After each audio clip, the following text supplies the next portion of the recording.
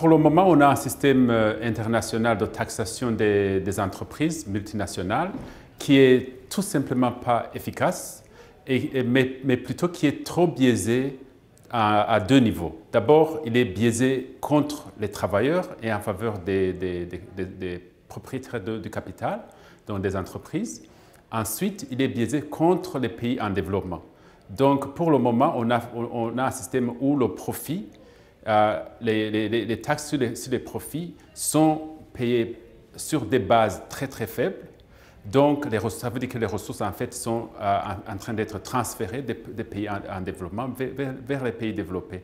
Donc, c'est un système qui est biaisé à deux niveaux, contre les travailleurs et contre les pays en développement.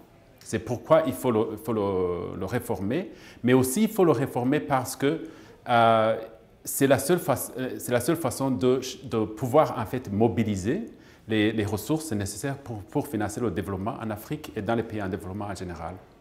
En fait, s'il faut réformer le système de taxation internationale des compagnies multinationales, il faut absolument qu'on pense un système de faire ça dans le système multilatéral. La raison pour laquelle on doit faire ça, c'est que les entreprises multinationales sont très fortes, elles sont géantes, elles ont aussi un pouvoir politique qu'économique. Donc, il serait difficile que les pays en développement soient capables de négocier à égal avec les grandes multinationales. Deuxièmement, la deuxième raison, c'est que quand vous parlez de taxation des multinationales, il faut savoir prendre en compte tous les endroits où ces entreprises ont des activités, ont leur banque. Ce qui fait qu'on ne peut pas regarder seulement dans un seul pays.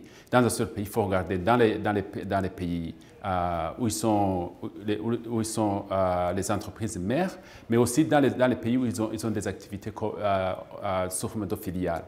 Et ceci requiert qu'on travaille dans le système des Nations Unies. Le problème, c'est que maintenant, quand on regarde la façon dont le dialogue international se passe, il y a une tendance à opérer dans les groupes restreints qui sont exclusifs, comme le G20, où les pays développés ne sont pas représentés. Donc, ça n'avantage pas les pays en développement. Il faut que vraiment les pays en développement puissent avoir la parole et soient assis aussi sur la table où les réformes sont en train d'être discutées.